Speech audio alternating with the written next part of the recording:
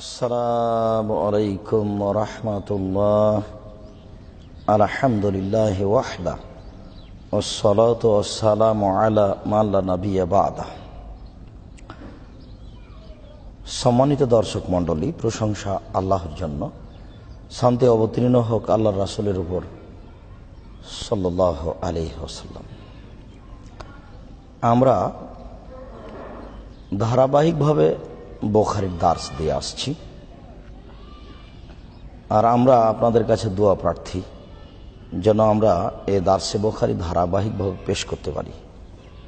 আল্লাহ তাআলা যেন আমাদেরকে এ ব্যাপারে তৌফিক দান করেন। আমাদের ব্যস্ততার কারণে দেরি হয়ে গেলেও আমাদের আন্তরিকতার অভাব নেই। আমরা চেষ্টা চালিয়ে যাচ্ছি যেন আমরা এই দার্সটি নিয়মিত বহাল রাখতে পারি। আল্লাহ আমাদের তৌফিক দান করো, আল্লাহুম্মা আমিন।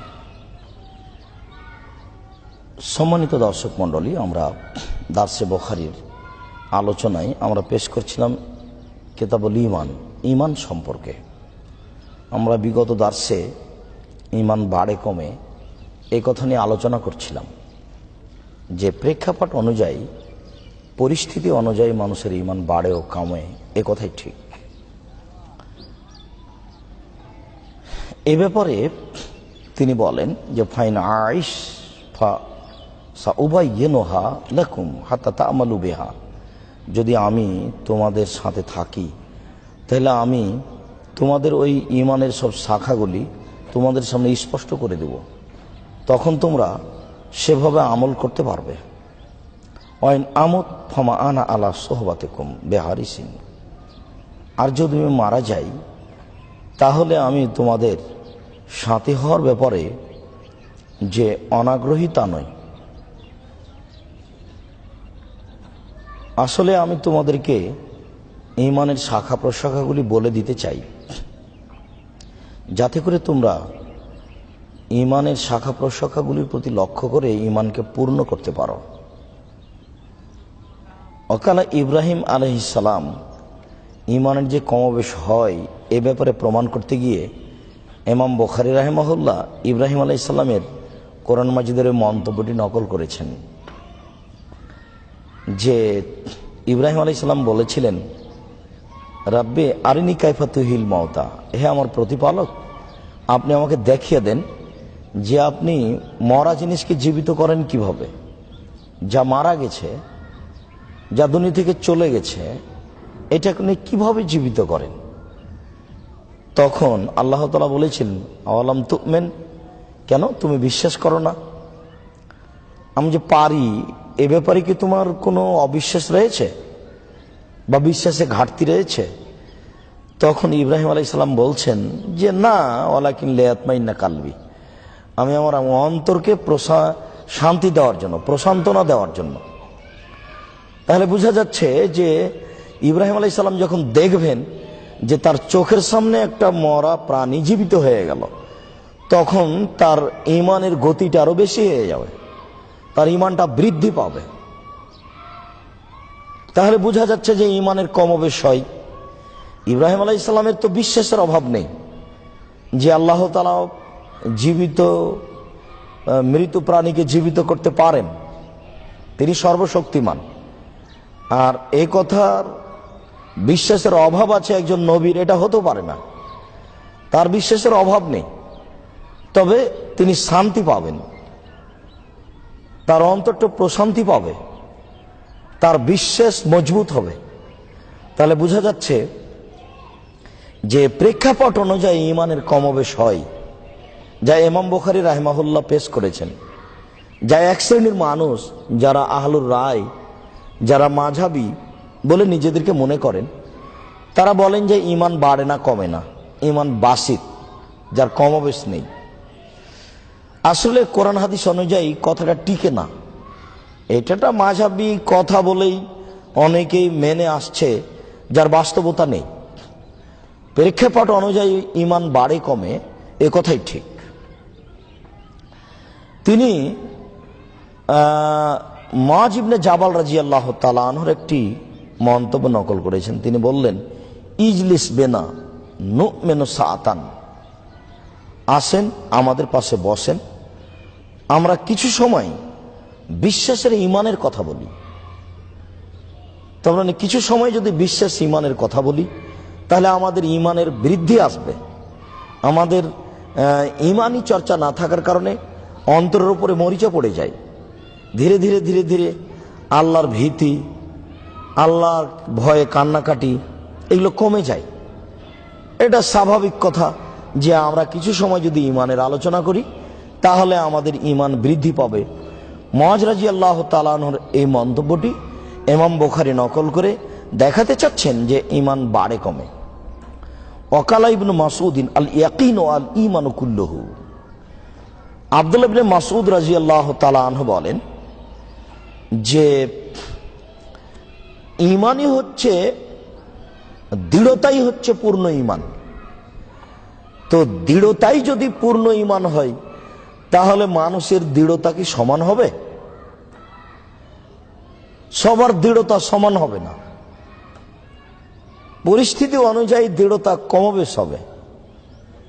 যদি দৃঢ়তাই ঈমান হয়, তাহলে এটা স্পষ্ট কথা যে ঈমান বাড়ে ও কমে। ইমাম বুখারী রাহিমাহুল্লাহ আব্দুল্লাহ ইবনে মাসউদ রাদিয়াল্লাহু তাআলা আনহুর এই মন্তব্যটি নকল করে বলতে চেয়েছেন ঈমান বাড়ে কমে, যা সত্য সত্যই বাড়ে কমে।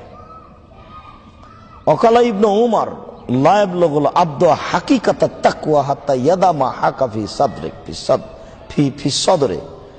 ইবনু উমর রাদিয়াল্লাহু তাআলা আনহু বলেন যে বান্দা, দাস দাসী, পুরুষ নারী আল্লাহ ভীতির চরম শিখরে পৌঁছিতে পারে না। পুরুষ নারী আল্লাহ ভীতির প্রকৃত স্তরে পৌঁছিতে পারে না যতক্ষণ পর্যন্ত অন্তরে যেসব জিনিস খারাপ বলে ধাক্কা দেয় সেটাকে পরিহার না করতে পারে।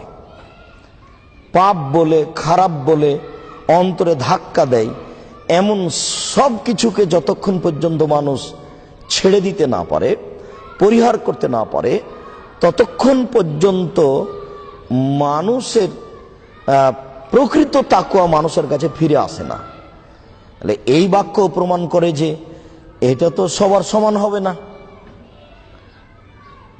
কারো অন্তরের মন্দ পরিকল্পনা ছেড়ে দেওয়া সহজ হবে, কারো ছেড়ে দেওয়া সহজ হবে না। ছেড়ে দেওয়ার ব্যাপারে কেউ পূর্ণতা লাভ করতে পারবে, কেউ পূর্ণতা লাভ করতে পারবে না। অন্তরে যেসব অপছন্দ কথা ও কর্ম জাগে, সেইগুলিকে যে যেমন ছেড়ে দিতে পারবে, তার ভিতরে তাকওয়া তেমন বেশি হবে। আর তাকওয়াই হচ্ছে ঈমান। অতএব ঈমানের কমবেশ হয়, একথাই ঠিক যা ইমাম বুখারী রাহিমাহুল্লাহ পেশ করেছেন। তিনি একজন বড় বিদ্বানের মন্তব্য নকল করেন। তিনি বলেন, ওয়াকালা মুজাহিদ, খুব সম্মানিত প্রসিদ্ধ মুফাসসির মুজাহিদ রাহিমাহুল্লাহ বলেন, এই আয়াতটি পেশ করে, শারা লাকুম মিনাদ দীনে মা ওয়াসসা বিহি নূহান, আল্লাহ তাআলা তোমাদেরকে দিন হিসেবে ওটাই চয়ন করে নির্ণয় করে দিয়েছেন যেই বিষয়ে আল্লাহ তাআলা নূহকে আদেশ করেছিলেন। নূহ আলাইহিস সালামের কাছে যে বিধিবিধান আল্লাহ তাআলা দিয়েছিলেন, সেই বিধিবিধান আল্লাহ তাআলা আমাদেরকে দিয়েছেন। এই কথাটা আল্লাহ তাআলা অন্য জায়গাতে বলেছেন এইভাবে আমাদের নবীকে, আওহাইনা ইলাইকা কামা আওহাইনা ইলা নূহ, মুহাম্মদ আপনার কাছে আমি ওহী করেছি, আপনার কাছে আমি বিধান নিয়মাবলী পেশ করেছি যেমন ভাবে আমি পেশ করেছিলাম নূহ আলাইহিস সালামের নিকটে। নূহ আলাইহিস সালামের পূর্বে কোনো বিধান ছিল না, ভালো মন্দ বিবেচনা করে চলার মানুষের উপরে কোনো হুকুম ছিল না। ভালো মন্দ বিবেচনা করে চলার বিষয়টি সর্বপ্রথম আল্লাহ তাআলা নূহ আলাইহিস সালামের উপরেই দেন, আর ওই বিধানই আমাদেরকে দেওয়া হয়েছে। এইখানে মুজাহিদ রাহিমাহুল্লাহ বলেছেন যে নূহ আলাইহিস সালামের যে বিধান ছিল তিনি মেনেছেন, ওই বিধান আল্লাহ তাআলা আমাদের নবীর উপরে দিয়েছেন, আমরা মানুষ হিসাবে সেই বিধান মানব। তো তো মানার বিষয়টি তো সবার সমান হতে পারে না। যখনই সবার সমান হতে পারে না তখনই ঈমান বাড়ে কমে, এ কথাই ঠিক। আওসাইনাকা ইয়া মুহাম্মদ ওয়া ইয়াহু দীনান ওয়াহিদান, যে আল্লাহ তাআলা বলছেন, মুহাম্মদ আপনাকে আমি একই দিনের আদেশ করেছি। যেই দিনের আদেশ ছিল নূহ আলাইহিস সালামের উপরে, সেই দিনের আদেশ আছে আপনার উপরে, আর সেই দিনের আদেশই আপনার উম্মত মেনে চলবে।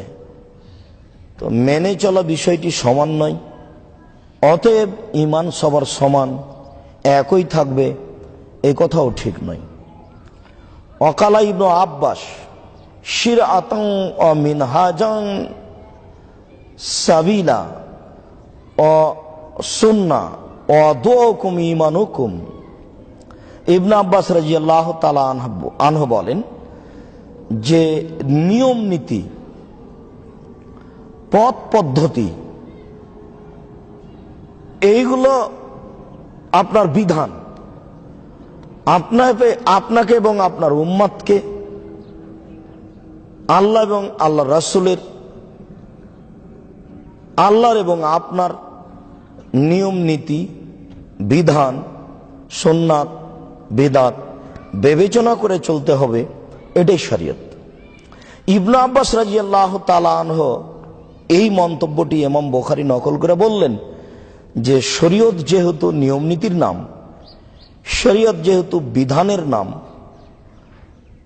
অতএব মানুষ বিধান একই রকম মানতে পারে এ কথা নয়।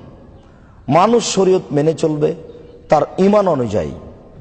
ঈমান যত বেশি হবে শরীয়তের নিয়ম কানুন তত ভালো মানবে, ঈমান যত কম হবে শরীয়তের নিয়ম কানুন তত কম মেনে চলবে। যেটা আমরা সমাজে স্বাভাবিকভাবেই দেখছি, অহরহ দেখছি। এতে স্পষ্ট হয় যে ঈমান বাড়ে কমে। আর তোমাদের দোয়া প্রার্থনাই হচ্ছে তোমাদের ঈমান, এই বাক্যটি দেখেন তো সম্মানিত দর্শক মণ্ডলী, যে আমাদের দোয়া প্রার্থনাই যদি আমাদের ঈমান হয়, তাহলে আমরা সমাজে যেসব পুরুষ নারী বসবাস করি সবাইকে দোয়া প্রার্থনা করি, সবাইকে একই রকম করি। কেউ রাতের 2 ভাগের 3 ভাগ কান্নাকাটি করে, কেউ বছর বছর বিছানায় ঘুমিয়ে আছে, কোনোদিন রাতে বিছানা থেকে উঠেই না। তাহলে ঈমান সমান হলো কি করে? দোয়া প্রার্থনাই যদি ঈমান হয় তাহলে এটা স্পষ্টভাবে আবশ্যকভাবে মেনে নিতে হবে যে ঈমান বাসিত নয়। ঈমান বাড়ে না কমে না এই কথাটি মিথ্যা, ঈমান বাড়ে কমে এই কথাটি সত্য। যেহেতু দোয়া প্রার্থনার নাম ঈমান, দোয়া প্রার্থনার নাম ঈমান যদি হয় তাহলে মানুষ দোয়া প্রার্থনা সমান করতে পারে না। যার যেমন হবে, যার যখন যত বেশি হবে ঈমান তত বেশি হবে। আমরা তো এক দার্সে বলেছি যে একটা মানুষের পিতামাতা মারা গেলে দেখা যায় যে খুব কয়েকদিন সালাত আদায় করলো, দোয়া প্রার্থনা কান্নাকাটি করলো, তো 2 মাস 6 মাস পরে আর নেই। তাহলে বোঝা যাচ্ছে ওই সময় তার ঈমান বেশি হয়েছিল। আবার দিন যেতে যেতে যেতে ঈমান কমে গেছে। তাহলে একজন মানুষের ঈমান কমে ও বাড়ে, যা আল্লাহ বলেছেন, যা আল্লাহর নবী বলেছেন, যা ইমাম বুখারী রাহিমাহুল্লাহ একটা লম্বা বিবরণে পেশ করেছেন। অতএব যারা বলে ঈমান বাসিত, বাড়ে না কমে না, তাদের এই মন্তব্য ঠিক নয়, বরং তাদের এই মন্তব্য কোরআন এবং সহিহ হাদিসের বিপরীত। আমরা পৃথিবীবাসীকে, পৃথিবীর সকল পুরুষ নারীকে, ঈমানদার মোমেন নারীকে বলতে চাই যে ঈমান বাড়ে কমে এ কথাই ঠিক।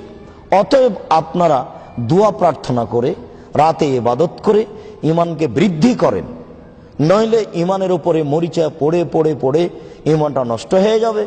তখন পাপ করা আপনাদের জন্য একেবারেই সহজ হবে। সম্মানিত দর্শক মণ্ডলী, আমরা এখানে একটি হাদিস পেশ করতে চাচ্ছি।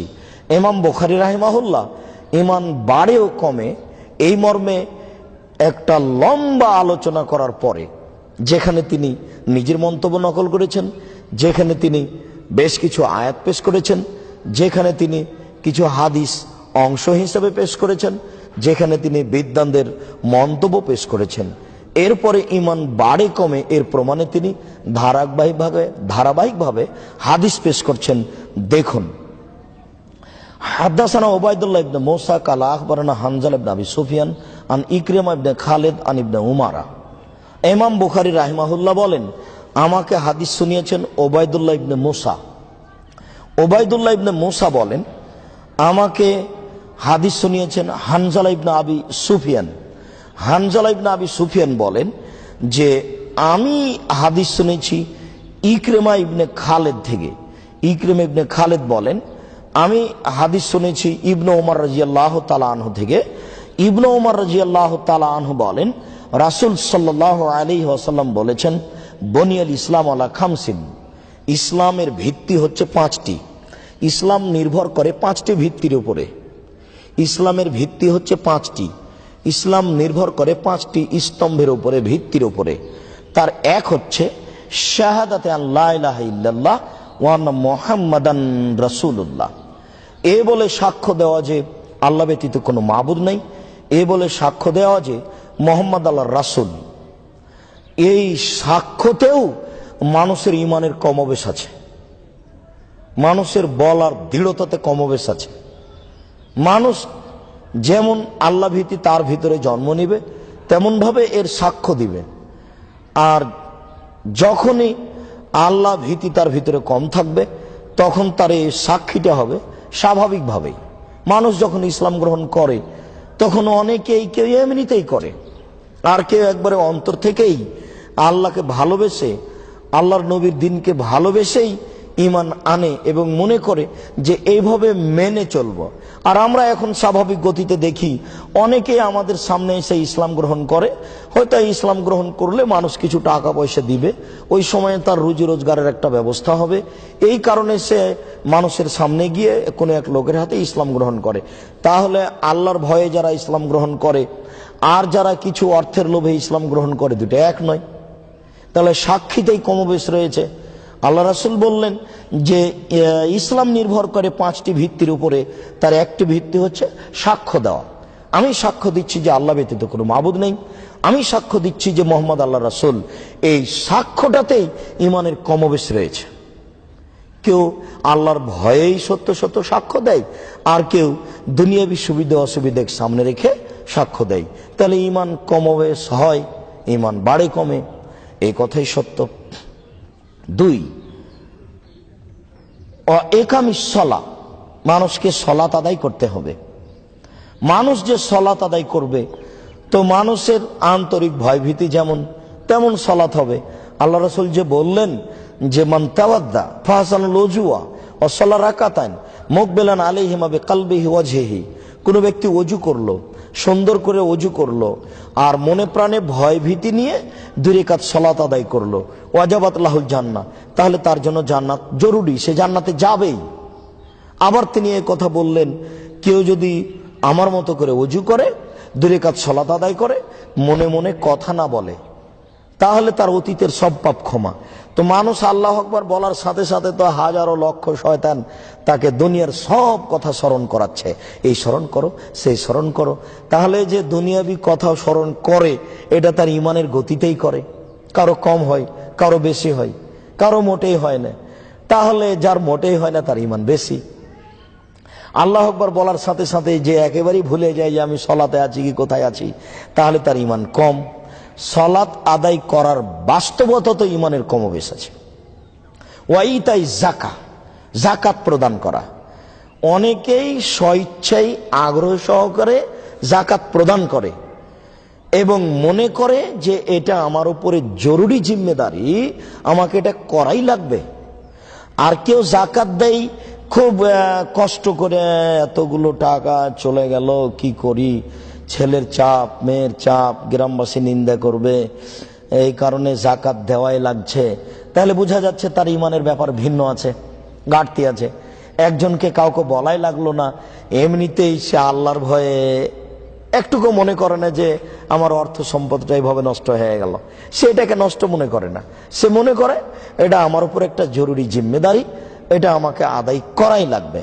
আর একজন মনে করে যে কি করা যায়, এটা তো না দিলে মানুষে নিন্দা করবে, এই কারণে জাকাত দিল। তাহলে বোঝা যাচ্ছে যে ইমানের কমবেশ আছে, ইমান বাড়ে কমে। জাকাত আদায়েও ইমানের কমবেশ আছে। হজ্জে, বায়তুল্লাহর হজ করা, বায়তুল্লাহর হজ করা ওটা একটা গুরুত্বপূর্ণ ইবাদত। কেউ তো হজ করতে যাচ্ছে, গিয়ে কাবা ঘরে গিয়ে জামাত ধরবে না, কিন্তু মসজিদে নববীতে 8 দিন থাকবে, সেইখানে জামাত ধরবে। অথচ মসজিদে নববীতে 8 দিন থেকে 5-8 40 ওয়াক্ত সালাত আদায় করতে হবে, এ ব্যাপারে আল্লাহর নবী কোনো বিধান দেননি। ওরা যখন কাবা ঘরে থাকে তখন কাবা ঘরে জামাত ধরাটা প্রয়োজন মনে করে না, কিন্তু মসজিদে নববী দেখতে এসে, আল্লাহর নবীর কবর জিয়ারত করতে এসে 8 দিন থাকবে, আর 8 দিনে 5-8 40 ওয়াক্ত সালাত জরুরিভাবে জামাতে উপস্থিত হবে, যা বেদাতীদের হয়। তাহলে ওর যে একটা অন্তরে ভিন্ন নীতি বিরাজ করছে, তাহলে তার ইমানই কেটে গেছে। আল্লাহ নবী বলেছেন, কেউ যদি 40 দিন তাকবীরে তাহরিমা পায়, 40 দিন, তার মানে সালাত যখন আরম্ভ হয় আল্লাহু আকবার বলে, এই সময়ে যদি মানুষ উপস্থিত হতে পারে একটানা 40 দিন, 40 ওয়াক্ত নয়, একটানা 40 দিন যদি উপস্থিত হতে পারে, তাহলে আল্লাহর নবী বলেছেন যে কুতিবাত লাহু বারাতান, বারাতুম মিনান নার ওয়া বারাতুম মিনান নিফাক, তার 2টা মুক্তি ঘোষণা লেখা হবে, তার নামটা জাহান্নামের তালিকা থেকে কেটে দেওয়া হবে। কেউ যদি 40 দিন তাকবীরে তাহরিমা ধরতে পারে, তাহলে জাহান্নামীদের তালিকা থেকে তার নামটা কেটে দেওয়া হবে। কোনোদিন যদি পাপ করেও বসে, তাহলে আল্লাহ তাকে ক্ষমা নেওয়ার মতো সুযোগ দিয়ে দিবেন। আর আরেকটা মুনাফিকের তালিকা থেকে তার নামটা কেটে দেওয়া হবে। যারা মুনাফিক তাদের একটা তালিকা আছে। তো 40 দিন যদি তাকবীরে তাহরিমা ধরতে পারে, তাহলে মুনাফিকদের যে একটা তালিকা আছে সেখান থেকে আল্লাহ নামটা কেটে দিবেন। এইটাই ছিল 40 দিন। এই সব বেদাতীরা কিভাবে ঘোরাতে ঘোরাতে তাকে করেছে 40 ওয়াক্ত। তাহলে আসলে একটা ইমানি ব্যাপার নয়, এটা একটা খামখেয়ালি। স্পষ্ট যে হজ করার বিষয় ইমানের কমবেশ আছে, ইমান বাড়ে কমে। অসমে রমাজান মাসের সিয়াম পালন করা, কেউ তো জরুরি জিম্মেদারি পালন করে মাত্র, কেউ ইবাদত মনে করে মাত্র, আর কেউ মনে করে যে সিয়াম রাখেনি এটা অপরাধ, আবার ইফতারিতে থাকবো না এটাও অপরাধ। এতগুলো অপরাধ একসাথে করি কি করে? তাই এরও একটা ইমান। তাহলে বোঝা যাচ্ছে যে একজন আল্লাহর ভয়ে সিয়াম রমাজানের রোজা থাকে, আর একজন এমনিতেই থাকে, একজন গালিমন্দ দিয়ে থাকে। তাহলে এতে স্পষ্ট প্রমাণ হয় যে এটা ইমানি ব্যাপার। যার ইমান যেমন সে তেমন ভাবে সিয়াম থাকে। অতএব ইমান বাড়ে কমে এ কথাই ঠিক, যা ইমাম বুখারী রাহিমাহুল্লাহ অত্র হাদিসে বলতে চেয়েছেন। সম্মানিত দর্শক মণ্ডলী, আমরা এই বিষয়ে এই পর্যন্ত আলোচনা পেশ করে বলতে চাচ্ছি যে ইমাম বুখারী রাহিমাহুল্লাহ কিতাবুল ঈমানটাকে পেশ করার পরে এই পর্যন্ত ধারাবাহিকভাবে তিনি আয়াত এবং মন্তব্য এবং হাদিস পেশ করেছেন যে ইমান বাড়ে কমে।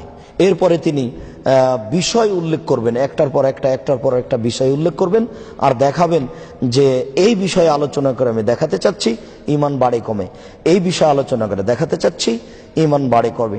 সম্মানিত দর্শক মণ্ডলী, সম্মানিত দিনী ভাই বোন, আমরা এই বুখারীর দার্সে ইমানের আলোচনায় এতক্ষণ পর্যন্ত যা বলতে চাইলাম, তাতে বলতে চাচ্ছি যে সত্যই আমলের ভিত্তিতে, কর্মের ভিত্তিতে, প্রেক্ষাপট অনুযায়ী মানুষের ইমান বাড়ে কমে, এ কথাই ঠিক।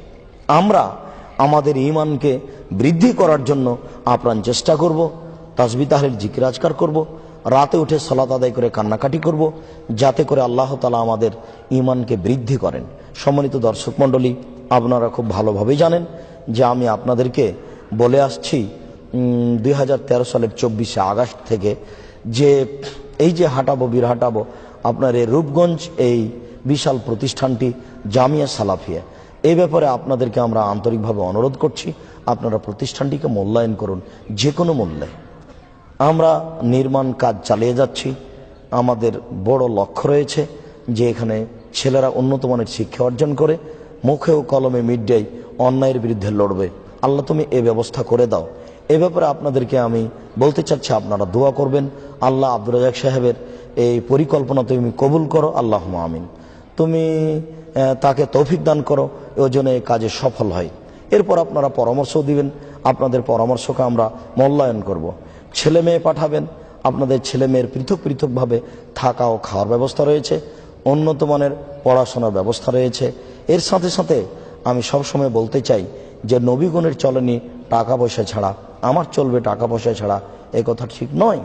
আপনারা একে আন্তরিকভাবে সাহায্য করবেন নির্মাণ কাজে, যাতে করে এই প্রতিষ্ঠানটি যথাযথভাবে আমরা সময় সাপেক্ষে উপযুক্ত করে গড়ে তুলতে পারি। সকল দিনই ভাই বোনকে এই প্রতিষ্ঠানে আন্তরিকভাবে সহযোগিতা করার অনুরোধ রেখে আজকের বুখারীর দার্স এখানে শেষ করছি। সুবহানাকা আল্লাহুম্মা ওয়া বিহামদিকা আশহাদু আল্লা ইলাহা ইল্লা আনতা আস্তাগফিরুকা ওয়া আতুবু ইলাইক। আসসালামু আলাইকুম ওয়া রাহমাতুল্লাহ।